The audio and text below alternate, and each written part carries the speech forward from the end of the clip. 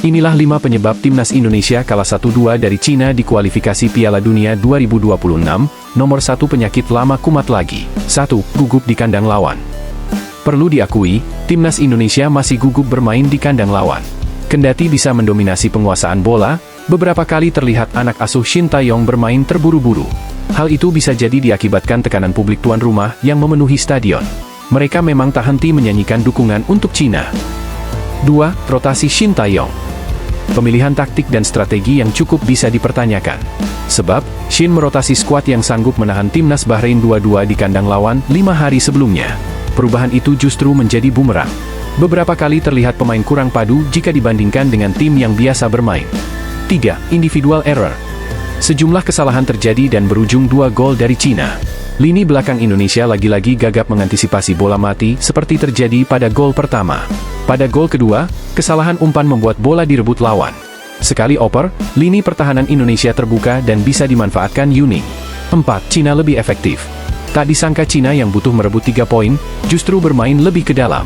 Mereka seperti lebih peduli hasil ketimbang permainan. Maka dari itu, tuan rumah bermain lebih efektif. Hanya 24% penguasaan bola dan 3 tembakan tepat sasaran, anak asuh Branko Ivankovic sukses mencuri 2 gol. 5. Buang-buang peluang. Penyakit lama bisa dibilang kambuh lagi. Indonesia bukannya tanpa peluang sepanjang 90 menit. Namun, sebanyak 14 percobaan dan 6 tembakan tepat sasaran, tak berbuah banyak gol.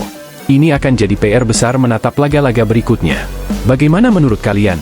Jika masih ada, tambahkan di kolom komentar. Inilah 5 sorotan hasil kekalahan timnas Indonesia atas Cina. 1. 2 kesalahan Jai Itzes. 2 gol yang tercipta ke gawang Martin Paes tak lepas dari andil bek Venezia, Jai Itzes. Pemain yang berkompetisi di Serie A Liga Italia ini gagal menjalankan tugasnya dengan baik untuk memberikan keamanan kepada penjaga gawang timnas Indonesia. Kebobolan pertama skuad Garuda yang diciptakan oleh Baihlamu Abudwaili, diawali dari Jai Itzes gagal berduel dengan salah satu pemain Cina. Bola liar hasil sundulan pemain Cina, bisa dimanfaatkan oleh Jiang Shenglong menjadi sebuah assist. Sukses Jiang Shenglong memberikan umpan kejutan yang dikonversikan menjadi gol oleh Behram, juga tak lepas dari kesalahan Shane Patinama dalam mengantisipasi. Jai Itzes kembali menjadi sorotan atas gol kedua yang mengoyak gawang Martin Paes. Gao Zunyi sukses melihat celah di lini pertahanan timnas Indonesia, dengan menyodorkan umpan kepada Zhang Yuning. Dia tidak kesulitan untuk mencetak gol kedua sekaligus membawa tim tuan rumah memperbesar keunggulan. Usut punya usut, gol yang dilesakan Zhang Yuning tak lepas dari kesalahan Jai Itzes yang salah dalam melakukan jebakan offside. Dia terlambat naik, sekaligus membuat perangkap offside timnas Indonesia tak sempurna. Para pemain timnas Cina yang kompak melakukan trik ulur waktu nampaknya membuat sang kapten merasa kesal. Bang Jai pun diganjar kartu kuning usai membanting lawan ke sisi lapangan hingga membentur papan iklan. 2. Kekalahan pertama timnas Indonesia. Takluk dari Cina menjadi kekalahan pertama timnas Indonesia sepanjang round 3 kualifikasi Piala Dunia 2026. Dari 3 laga sebelumnya, skuad Garuda membukukan statistik tak terkalahkan. Rinciannya selalu imbang, tepatnya saat melawan Arab Saudi, 1-1, Australia, 0-0, dan Bahrain, 2-2. Dan baru pada matchday keempat akhirnya timnas Indonesia menelan kekalahan pertamanya. 3. Tradisi buruk timnas Indonesia berlanjut. Kekalahan kali ini sekaligus memperpanjang tradisi buruk timnas Indonesia saat bersua tim negeri tirai bambu. Sebab sepanjang rekor pertemuan, terakhir kali timnas Indonesia mengalahkan Cina terjadi di tahun 1987 dengan skor 3-1. Kemudian terhitung sejak 1988 alias 36 tahun silam hingga detik ini, sekalipun skuad Garuda tidak pernah mengalahkan tim berjuluk Dragon Team tersebut. 4. Kekalahan plot twist.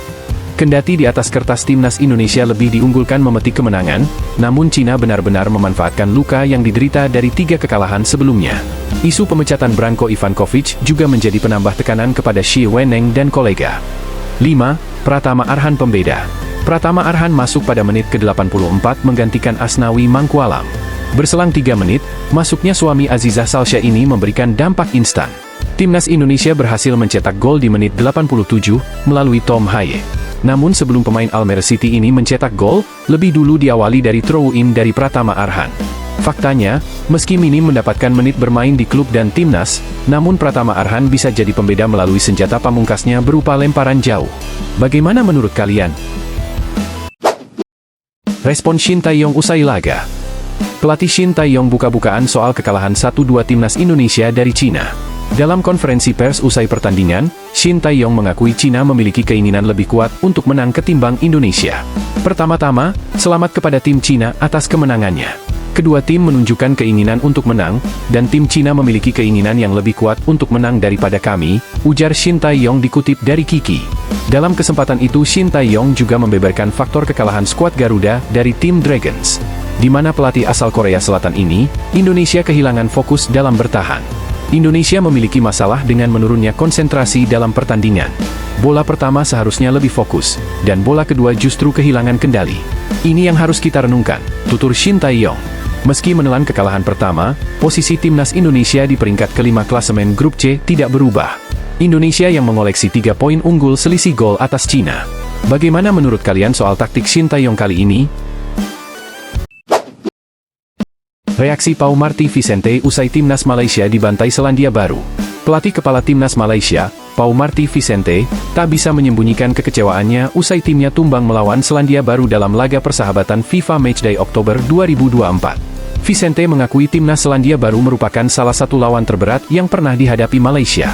Selepas pertandingan, Vicente mengungkapkan penyesalannya kepada para penggemar, terutama yang datang mendukung tim di Auckland.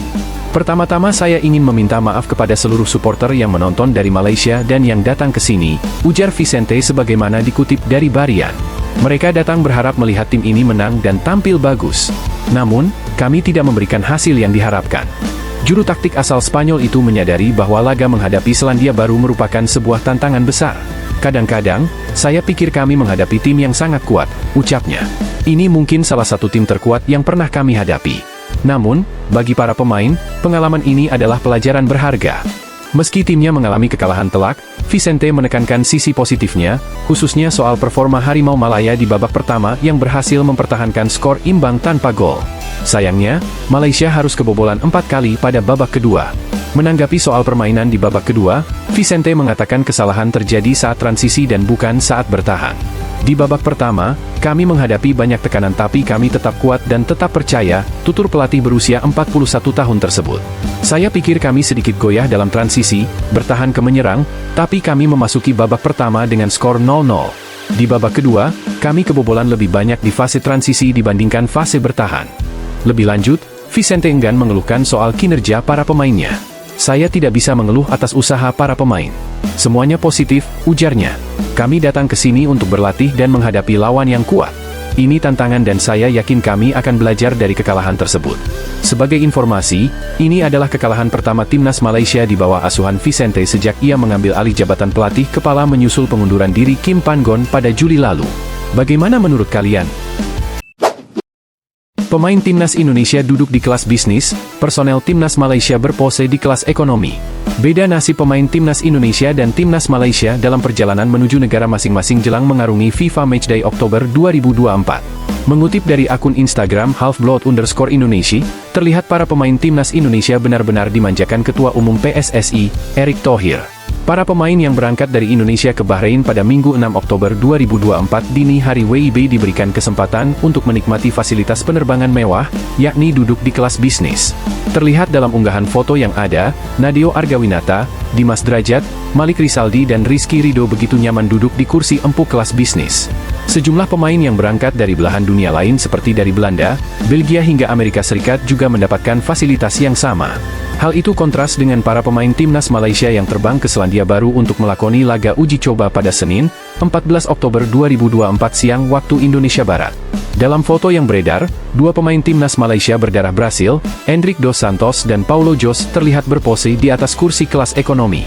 Satu yang pasti, kepengurusan PSSI sekarang mencoba menyervis betul para pemain timnas Indonesia. Bahkan saat timnas Indonesia melawat ke markas Cina, PSSI menyewa pesawat khusus untuk membawa Mes Hilgers dan kawan-kawan. Kelar menghadapi Bahrain pada Kamis 10 Oktober 2024 malam waktu Bahrain, skuad timnas Indonesia langsung terbang ke Cina pada Jumat 11 Oktober 2024 pukul 1 waktu Bahrain. Pesawat charter dipilih agar kondisi fisik Jai Itzes dan kawan-kawan tetap terjaga. Dengan menggunakan pesawat charter, para pemain timnas Indonesia tak perlu berbaur dengan penumpang umum lain. Satu lagi, waktu tempuh pun bisa dipangkas karena direct flight dari Bahrain ke Cina. Sekarang harapannya berbagai fasilitas yang diberikan meningkatkan kepercayaan diri dan mental timnas Indonesia. Ujung-ujungnya hasil positif diharapkan di guide skuad asuhan Shin Tae-yong. FAM siap gaji pelatih baru Timnas Malaysia Rp735 juta per bulan. Ada 5 kandidat incaran, termasuk Park Hang-seo. Federasi Sepak Bola Malaysia, FAM, mengaku tak masalah mengucurkan Rp200.000, setara Rp735 juta untuk menggaji pelatih Timnas Malaysia. Namun, FAM menegaskan sosok kandidat pelatih ini harus orang yang tepat. Wakil Presiden FAM, Datuk Yusof Mahadi, menanggapi spekulasi apakah pihaknya mempertimbangkan mantan pelatih Vietnam asal Korea Selatan, Park Hang-seo, untuk posisi tersebut. Yusof mengungkapkan bahwa FAM telah memilih Park Hang-seo bersama 4 kandidat lainnya sebagai calon pelatih Harimau Malaya secara permanen. Saat ini, pelatih sementara Pau Marty Vicente sudah diberi kesempatan membuktikan kemampuannya menangani Timnas Malaysia. Harus berinvestasi di Timnas Malaysia. Jika kami membayar Rp100.000, Rp365 juta sebulan untuk pelatih yang tidak memberikan hasil, kami malah harus mempertimbangkan membayar seseorang Rp200.000, Rp735 juta sebulan namun bisa membawa tim ke level berikutnya, kata Yusof setelah rapat Komite Eksekutif FAM di Wisma FAM, Kelana Jaya, Senin, 7 Oktober 2024. Suka atau tidak, kita harus berinvestasi di tim nasional, imbuh dia, seperti dikutip dari New Straits Times. Vicente tangani Timnas Malaysia hingga Piala AFF rampung. Vicente akan tetap bertugas menangani Timnas Malaysia hingga akhir Piala AFF pada Desember, setelah itu FAM akan menilai kinerja tim di bawah bimbingannya. Dia punya keuntungan karena sudah bersama kami cukup lama dan memahami budayanya, yang merupakan faktor krusial dalam memutuskan siapa yang akan melatih tim selanjutnya, tambah Yusof. Vicente sebelumnya menjabat sebagai asisten mantan pelatih Timnas Malaysia, Kim Pan Gon, yang mengundurkan diri pada Juli 2024. Bagaimana menurut kalian? Wasit Ahmed Al-Kaf dicoret dari tugas pimpin Liga Champions Asia, buntut curangi Timnas Indonesia. Akhirnya kemarahan netizen membuahkan hasil, wasit asal Oman Ahmed Al-Kaf dibebas tugaskan dari tugasnya memimpin pertandingan Liga Champions Asia. Ini merupakan buntut dari kebijakan kontroversialnya yang menggagalkan kemenangan Timnas Indonesia. Hal tersebut dibocorkan jurnalis Oman Hamis Al-Balushi.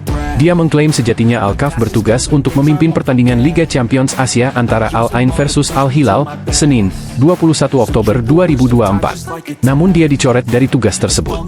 Al-Balushi memastikan ini bukan hukuman dari AFC, melainkan demi keamanan sang wasit.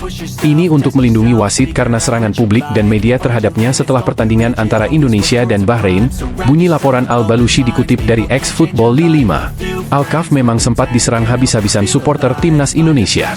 Dia dianggap membuyarkan kemenangan Garuda atas Bahrain di kualifikasi Piala Dunia 2026 Zona Asia, Kamis, 10 Oktober 2024. Timnas Indonesia unggul 2-1 hingga waktu normal berakhir. Al-Kaf memberikan waktu tambahan 6 menit.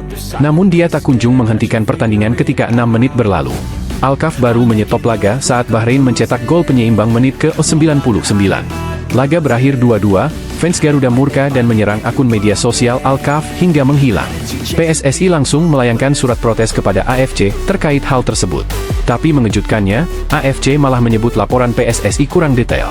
Menarik dinantikan bagaimana kelanjutan kiprah Al-Kaf di dunia perwasitan. Bagaimana menurut kalian? Sudah cukupkah sanksi tersebut? Sebanyak 7 pelatih yang dipecat dan mundur gara-gara aksi Shin Tae-yong bersama Timnas Indonesia. Semenjak ditunjuk sebagai pelatih Timnas Indonesia pada Desember 2019, belasan atau bahkan puluhan tim nasional pernah dihadapi Shin Tae-yong di berbagai kelompok umur maupun senior. Berkat kecakapan Shin Tae-yong dalam mengolah strategi, ada sejumlah pelatih tim lawan yang harus menerima palu pemecatan efek hasil buruk melawan Timnas Indonesia. Lantas, siapa saja pelatih yang dimaksud? Berikut 7 pelatih yang dipecat dan mundur gara-gara aksi Shin Tae-yong bersama Timnas Indonesia. 7. Damien Hertog, Timnas Arab Saudi U19. Pelatih asal Belanda, Damien Hertog, menjadi korban keganasan pertama Shin Tae-yong. Ia dipecat karena gagal membawa Timnas Arab Saudi U19 menang atas Timnas Indonesia U19 dalam laga uji coba yang digelar di Kroasia pada Agustus 2020. Sempat unggul 3-0, Arab Saudi U19 ditahan Timnas Indonesia U19 dengan skor 3-3. Kelar pertandingan, Federasi Sepak Bola Arab Saudi, KSA, memutuskan memecat Damien Hertog. Sebelum imbang melawan Timnas Indonesia U19, Arab Saudi U19 tumbang 2-3 dari Bulgaria dan kalah 3-4 dari Kroasia. 6. Tatsuma Yoshida, Singapura. Meski berstatus tuan rumah Piala AFF 2020, Tatsuma Yoshida gagal mengalahkan Timnas Indonesia racikan Shin Tae-yong di semifinal. Setelah bertemu 2 kali di semifinal yang dilangsungkan di National Stadium, The Lions, julukan Singapura, kalah agregat 3-5. Setelah kekalahan itu, Tatsuma Yoshida memilih meninggalkan jabatan pelatih timnas Singapura. 5. Tan Cheng Ho, Malaysia. Malaysia sempat superior di bawah asuhan Tan Cheng Ho pada periode 2018 hingga 2019. Di bawah tangan dinginnya, Malaysia lolos ke final Piala AFF 2018 dan tampil ciamik di laga-laga awal babak kedua kualifikasi Piala Dunia 2022 zona Asia, termasuk menang 3-2 atas timnas Indonesia di SUGBK. Namun, memasuki tahun 2021, performa timnas Malaysia menurun, termasuk kalah 1-4 dari timnas Indonesia di matchday pamungkas grup B Piala AFF 2020. Kekalahan itu membuat timnas Malaysia gagal lolos ke semifinal Piala AFF 2020. Beberapa hari setelah turnamen kelar, pelatih berkacamata ini memutuskan meninggalkan jabatan pelatih timnas Malaysia. 4. Vidislav Levica, Kuwait. Timnas Indonesia secara luar biasa menang 2-1 di markas Kuwait, tepatnya di matchday pertama grup A babak ketiga kualifikasi Piala Asia 2023. Hasil itu yang kemudian membuka jalan timnas Indonesia lolos ke Piala Asia 2023, tepatnya setelah menang 7-0 atas Nepal. Bagaimana dengan Kuwait? Wakil Asia Barat ini gagal lolos ke Piala Asia 2023. Vidislav Levica yang berpaspor Republik Ceko pun harus puas dipecat setelahnya. 3. Din The Nam, Timnas Vietnam U20. Din The Nam harus rela melihat timnas Vietnam U20 kalah 2-3 dari timnas Indonesia U20 racikan Shin Tae-yong di kualifikasi Piala Asia U20 2023. Untung bagi timnas Vietnam U20, mereka tetap lolos ke Piala Asia U20 2023 sebagai satu dari 5 runner-up terbaik. Namun, ketika timnas Vietnam U20 ambil bagian di Piala Asia U20 2023, jabatan pelatih tak lagi dipegang Din The Nam. Kursi pelatih kemudian diisi pelatih berpengalaman, Hoang Anh Tuan. 2. Philippe Troussier, Timnas Vietnam. Philippe Troussier terpental dari kursi pelatih timnas Vietnam. Hal itu setelah timnas Vietnam kalah 3 kali beruntun dari timnas Indonesia. Sebut saja tumbang 0-1 di Piala Asia 2023, serta 0-1 dan 0-3 di matchday ketiga dan keempat grup F babak kedua kualifikasi Piala Dunia 2026 zona Asia. Deretan kemenangan itu juga yang membantu timnas Indonesia kini menempati peringkat 129 dunia. 1. Graham Arnold, Timnas Australia. Graham Arnold mundur dari jabatan pelatih timnas Australia pada Jumat, 20 September 2024, pagi waktu Indonesia Barat. Hasil imbang 0-0 melawan timnas Indonesia di matchday kedua grup C, menjadi salah satu alasan pelatih 61 tahun ini angkat kaki dari skuad Socceroos, julukan timnas Australia. Setelah pertandingan melawan Indonesia, saya mengatakan akan mengambil keputusan. Setelah melakukan refleksi mendalam, hati saya mengatakan inilah waktunya untuk perubahan, baik untuk diri saya sendiri maupun timnas Australia, kata Graham Arnold, dikutip dari laman Socceroos. Bagaimana menurut kalian?